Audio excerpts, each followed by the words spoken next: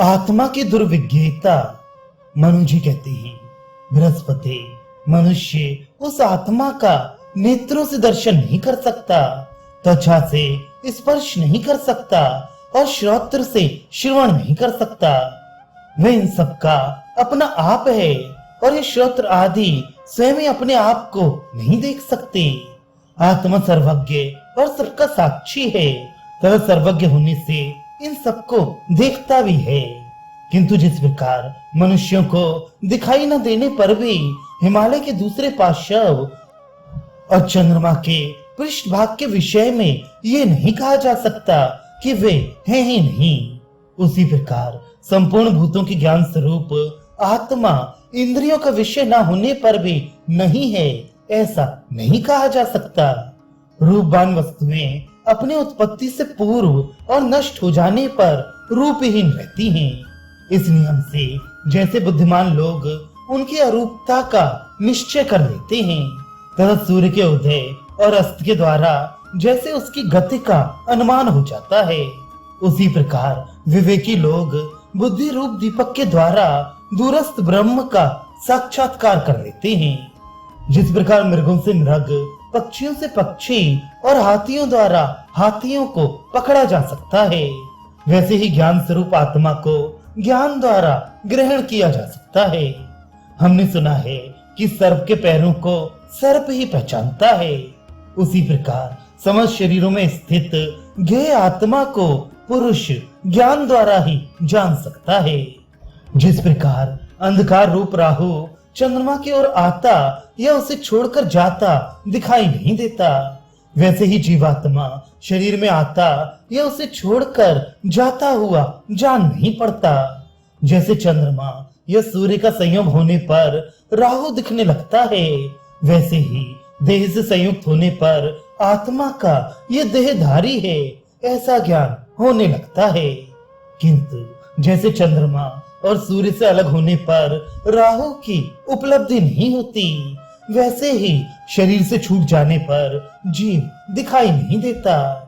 जैसे अमावस्या की रात में चंद्रमा स्वयं अदृश्य होकर नक्षत्रों में मिल जाता है, वैसे ही जीव शरीर से छूटकर अपने कर्मों के फलस्वरूप दूसरे शरीर से जुड़ जाता है। जिस प्रकार मनुष्य शुद्ध और स्थिर जल में नेत्र द्वारा अपना रूप देख सकता है, वैसे ही इंद्रियों के शुद्ध और स्थिर हो जाने पर वह ज्ञान दृष्टि से ज्ञेय स्वरूप आत्मा का साक्षात्कार कर सकता है। तथा जल में हलचल पैदा होने से जैसे रूप दिखाई नहीं देता, वैसे ही इंद्रियों के चंचल हो उठने पर बुद्धि के द्वारा आत्मा का अनुभव नहीं होता। अज्ञान से अविद्या आती है और अविद्या से मन राग आदि दोषों में फंस जाता है। इस प्रकार मन के दूषित होने से उसके अधीन रहने वाली पांचों ज्ञान इंद्रियां भी दूषित हो जाती हैं। अतः अज्ञानी मनुष्य विषयों में सदा डूबा रहकर कभी तृप्त नहीं होता, तथा अपने प्रारब्ध के अनुसार वह विषय भोग की इच्छा से बारंबार इस संसार में जन्म लेता रहता है। पाप के कारण ही संसार में पुरुष की तृष्णा का अंत नहीं होता।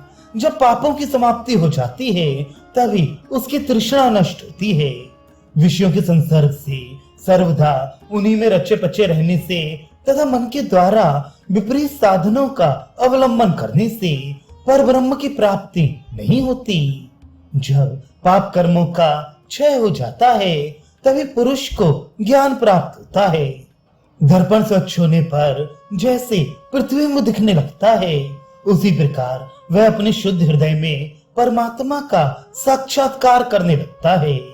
मनुष्य विषयों की ओर इंद्रियों के फैल जाने से दुखी बना हुआ है और उन्हीं के संचित होने से सुखी हो सकता है। अतः उसे बुद्धि के द्वारा इंद्रियों को उनके विषयों की ओर से रोककर वश में रखना चाहिए। इंद्रियों से मन श्रेष्ठ है, उससे बुद्धि श्रेष्ठ है, बुद्धि से ज्ञान श्रेष्ठ है और ज्ञान से परमात्मा श्रेष्ठ है। अव्यक्त परमात्मा से ही ज्ञान उत्पन्न हुआ है तथा ज्ञान से बुद्धि और उससे मन प्रकट हुआ है। वह मन ही श्रोत्र आदि इंद्रियों से युक्त होकर विषयों को देखता है।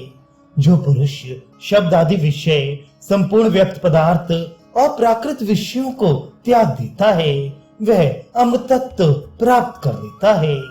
परंतु सकाम कर्म करने वाला पुरुष बार बार जन्म मरण के चक्र में पड़कर सुख दुख आदि कर्म फल को ही भोगता रहता है। इंद्रियों द्वारा विषयों को ग्रहण न करने से पुरुष के विषय तो छूट जाते हैं, परंतु उनमें उसकी आसक्ति बनी रहती है। वह तो तभी छूटती है जब उसे परब्रह्म का साक्षात्कार हो जाता है।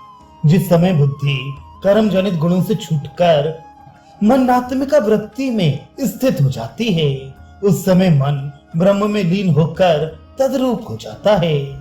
पर ब्रह्म स्पर्श, श्रवण, रसन, दर्शन, घ्राण और संकल्प सभी प्रकार के कर्मों से रहित है। इसलिए उस तक केवल विशुद्ध बुद्धि की ही पहुंच हो सकती है। विषयों का मन में लय होता है, मन का बुद्धि में, बुद्धि का ज्ञान में और ज्ञान का परमात्मा में लय होता है। इंद्रियां मन को नहीं जानती, मन बुद्धि को नहीं जानता और बुद्धि अव्यक्त आत्मा को नहीं जानती, किंतु अव्यक्त इन सबको जानता है।